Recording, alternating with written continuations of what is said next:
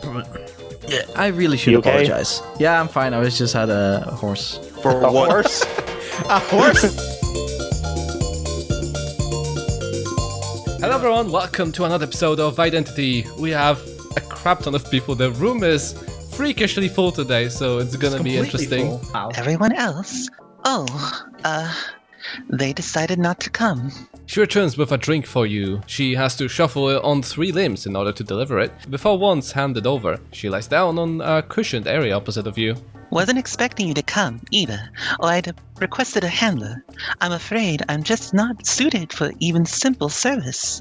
The drink appears to be alcohol. You set it down on a nearby table. She's staring at the glass, and she didn't bring one for herself. I probably shouldn't drink this. Sorry, the name's supposed to be Mindalu Uladnim. Sounds like someone's been doing their research. It was a playful, but the tone feels colder. Shit, maybe I should have asked her something else first. I mean, I'm told you're pretty famous. So, you've been talking to others about me? Start running. Really start running. There's a window, jump out of it. Well, no, just my friend. It's just, you're very well known. Oh no, you're making it worse, Yaron. I suppose I do have a reputation of sorts.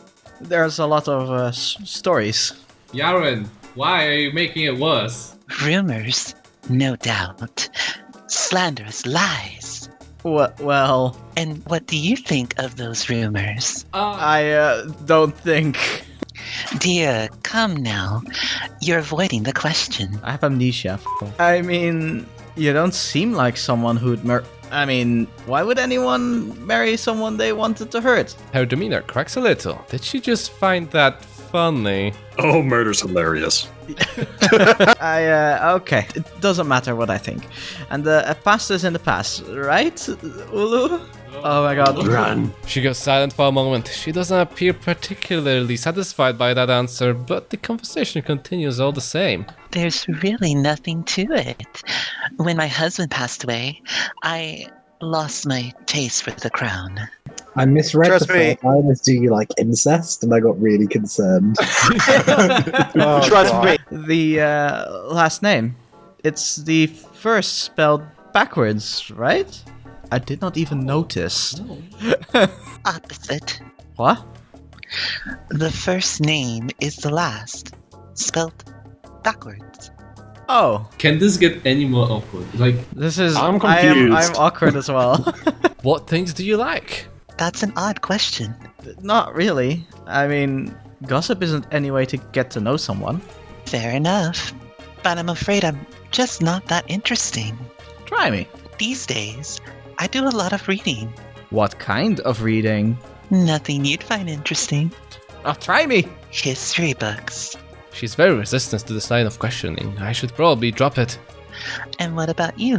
What's your story?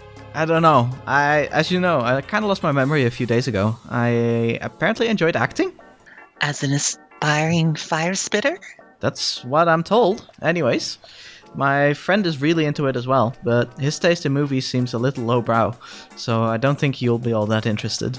I can appreciate a good performance, but I don't care all that much for theater, or whatever it is they're playing in the cinemas. Shit. Where's Brim anyways? The conversation passed some time, but Mindalu only seems to be getting impatient. Ach du Scheiße. Maybe we should just cut to the chase. You feel nauseous, but there is no way to do this without being direct. Come on, Brim, hurry up. You should be here by now. I have a reason to believe you're responsible for my loss of memory. Her expression goes even colder. Shit. I'm not angry, I just want to know the truth. What did you do to me? I'm also scared. She doesn't reply. If there's any way to fix this, that's all I ask for. In a flash, that massive dragoness, once cold and imposing, breaks down to a miserable mess, openly weeping. Oh? I'm so sorry. I just wanted my little Ray back. Ray, is that your hus? They tell me I can have anyone else, but nobody loves me like my ray of sunlight. Only he understands me. Only he knows how to trust me. This is getting creepy. It's a bizarre sight watching her burst into tears like this. You have dish, yes. You have wish you could disassociate from this, but you can't help but feel pity as she spills her guts out right in front of you. I It's been so many years, so many trying to find a way to be with him again. And when the time came, I failed. Your pity suddenly twists itself into a knot. What is she saying? I thought I did everything right. The timing was perfect. Oh. I had all the proper offerings, but when you woke up, you just stared at me with dead eyes and then screamed. Oh. Okay, this is not good. I think we may have been a sacrifice. You feel paralyzed and like all the heat in your body has left you. And then you just ran away. I was so scared. I didn't know what to do. I'm so sorry.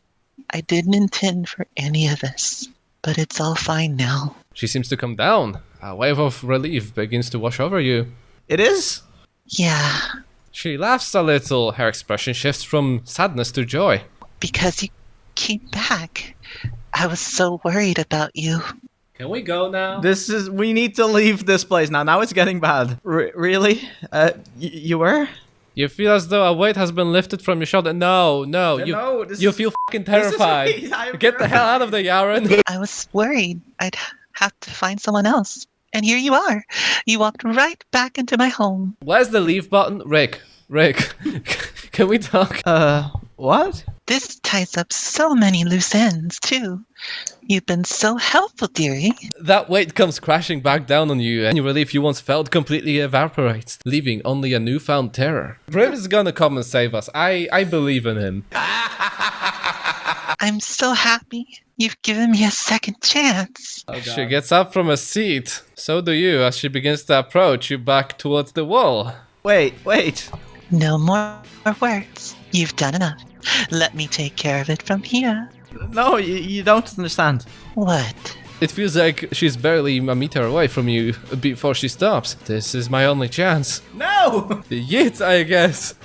Quicker than you can think, you grab the glass and just chuck it at her face. Bye. It Now, smashes right, against her yeah. snout, sending shards and alcohol all over the place. She licks the liquid off her lips. She didn't even flinch. Such a waste. You make a dive behind your couch, but she doesn't pursue you. As you peer over the top, you see that she has instead decided to step to a nearby wall outlet. Before you ask, no, the drink wasn't drugged. That's good. She then digs her talons into the wall surrounding the outlet. But drywall and paint crumbles like it was made of paper, and she pulls out the outlet from the wall, wires and all. Not accepting a host's drink is just very rude. I hate this. She crushes the outlet like a tin can. All the lights blink out. She should be getting a f***ing electric shock right about now, but okay. Yes, finally. Okay, this button should have been here from the very beginning. You don't need to see where the hallway door is. You bolt for it, but you're stopped dead in your tracks. She's got you by your tail. You can see the light under the door, but with a single pull, she sends you flying backwards into the abyss. Her grip wasn't tight, she lets you go, and so momentum sends you crashing backwards against an opposing wall. By some miracle, you didn't break your spine on a supporting beam, but nonetheless, drywall and insulation make for a poor cushion. Head spinning, you're momentarily winded. You fumble back down to the floor from your lodging inside the wall. Don't bother crying for help. Soundproof. I can't see a damn thing. Can she? You can certainly hear the heavy thumping of her slow approach. Is she toying with me? The kitchen has a countertop that opens up to a main area, which is too small for the dragon to follow you through. Still out of your breath, you scramble between Mindel's legs as she's about to grab you, and while she is momentarily confused, dive over the counter. Drinking glasses and cutlery are knocked off as you scramble over the countertop. The mess of noise serves as a brief cover while you find a place to hide. What are you cooking up in here? Mendelo giggles at her own joke. You can hear a faint rumbling. It sounds like thunder. Snap, snap. It's the sound of her pulling each of the cupboard's doors off, one by one. Shit, is everything this flimsy to this woman? I wonder, were you expecting an adventure when you decided to come with me? God, it feels like it's been forever. She stops in front of the oven. You know, dearie, I could just turn this on and... Okay, so you actually climbed into the oven and you hid in the oven. How did we fit in the oven? You don't give her a chance to try. You fly up in the door right into her legs, causing her to stumble back. And you make a dash for the exit before she can recover.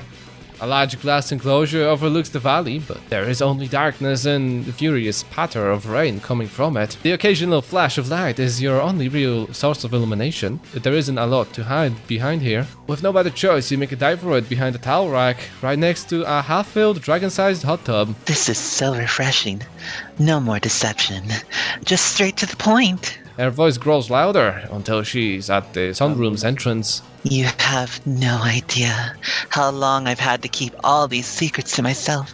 It feels... Your phone beeps. Shit. She clearly heard it but can't locate the source. In a nervous, desperate fumble, you pull out your phone. It's Brim. Did you check it out? Question mark. Brim, I will you. Brim. I will literally top you. You have no idea. Damn it, the phone beeps again. Another message. Yeah, me too. Brim, you're such a douchebag. Brim, Check it out. Brim, I'm going to murder that man. Turn this off. No, wait, text for hell. You kids and your phones.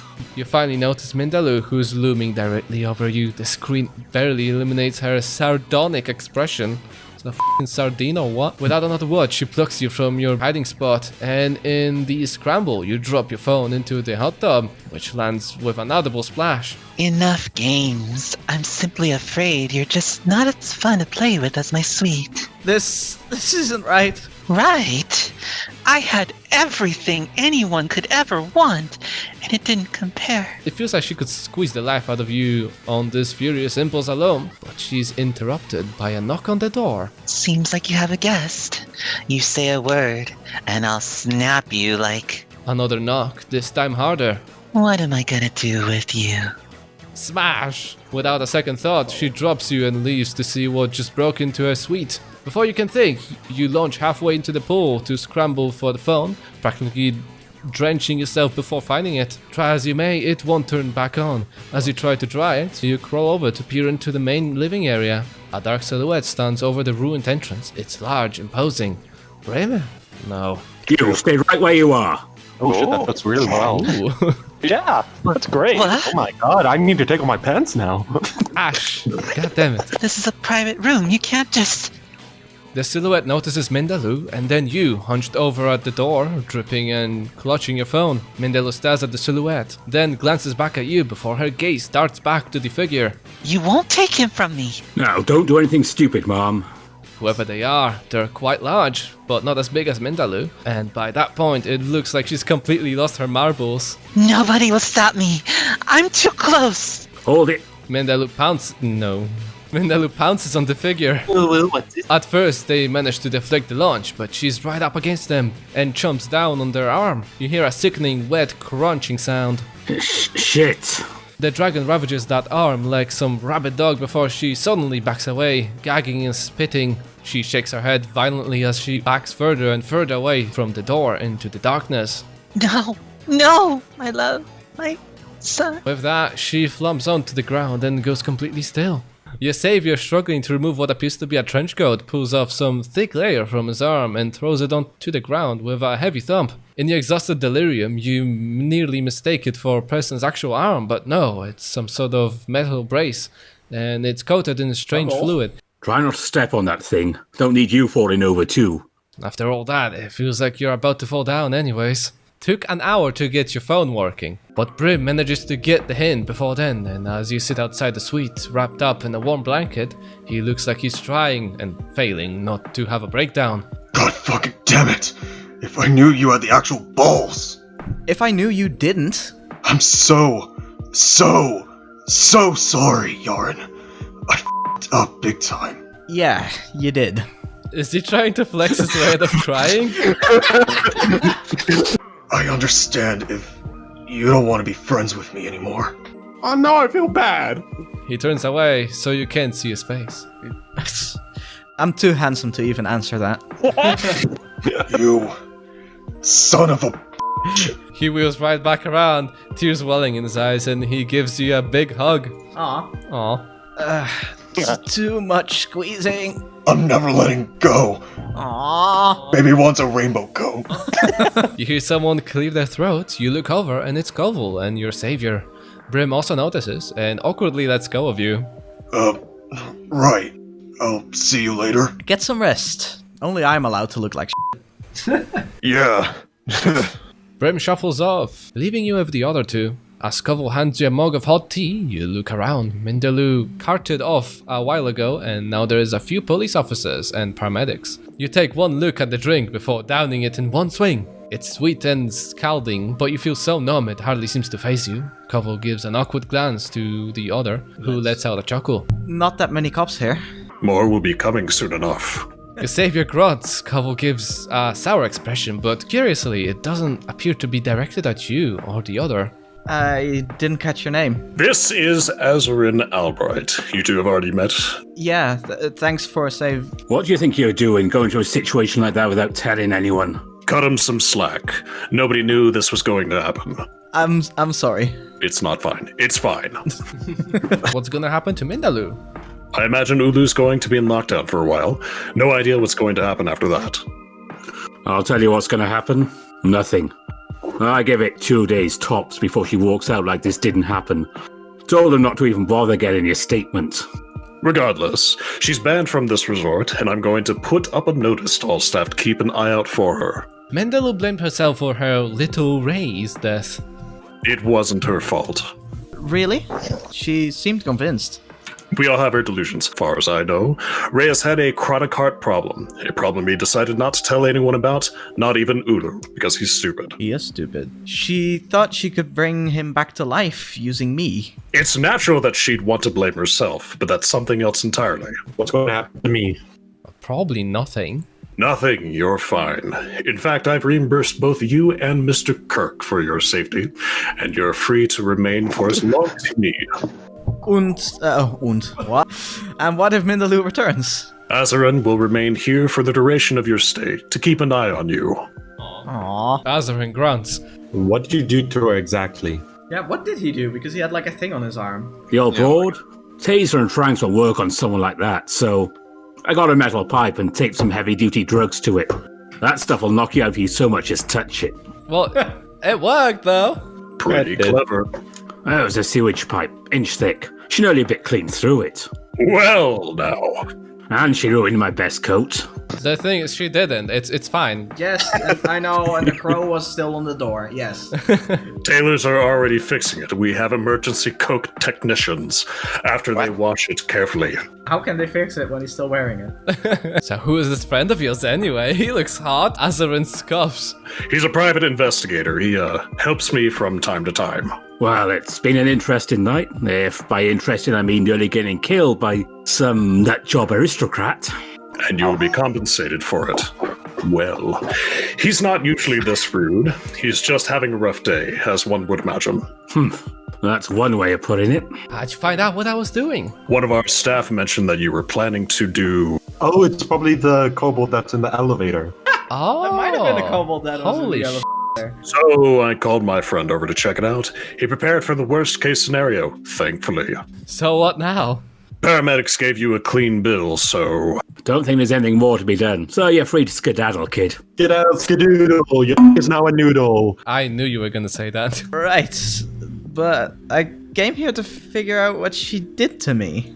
We'll talk about it tomorrow. Right now, you should just take care of yourself. You climb to your feet, set aside the blanket, and make your way to the elevator. It feels surreal just to walk away from such an intense encounter.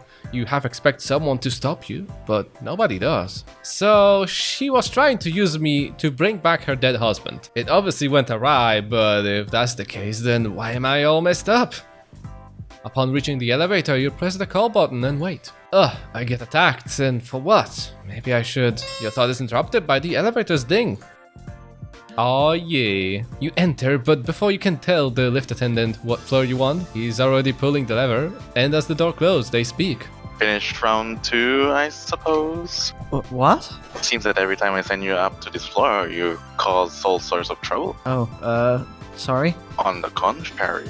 The attendant tries off. You're about to ask him what he means, but the elevator dings and the door opens. A couple other people join you in the lift, and you're forced on you. Damn it! A couple other people join you in the lift, and you're forced to end the conversation. The ride continues until you reach the main floor. Finally, 10 points to Gryffindor. You step off, but you have a mind to turn around and interrogate the kobold. However, the doors close behind you before you muster the courage. You sigh. I don't know what their deal is, but would they really know anything? You just don't have to deal with it right now. You decide it's best to leave it and just head for your suite. You reach your suite, but decide to check on Brim for a second. You knock, and when you're allowed in, you find him lounging on his bed, half dressed with his phone. Hey. You don't look like you're getting any sleep. Yeah, I'm just winding down. Koval said we'll talk about this more tomorrow. How are you feeling? Like a big dumbass. Well, who knows? Maybe if you came, it would have been worse for both of us. Gee, thanks. What matters is things worked out in the end, so it's okay. Yeah. Brim sighs. You, however, you wonder. Wow. You wonder if there is something you should say to the big guy, but you figure it's probably best to leave him be. Join him in the bed. Let's cuddle in bed. That way then you'll feel better. Yeah, just hug him. You slump down to the foot of your bed. I suppose there's no point in letting something as small, like being attacked by a giant dragon, keep me down. That's the spirit. You shuffle your way out of his suite into your own before collapsing onto your bed. Well, thank you guys for watching. Tune in to the next episode for some investigation with Yaren, and see you guys later. Bye. Bye.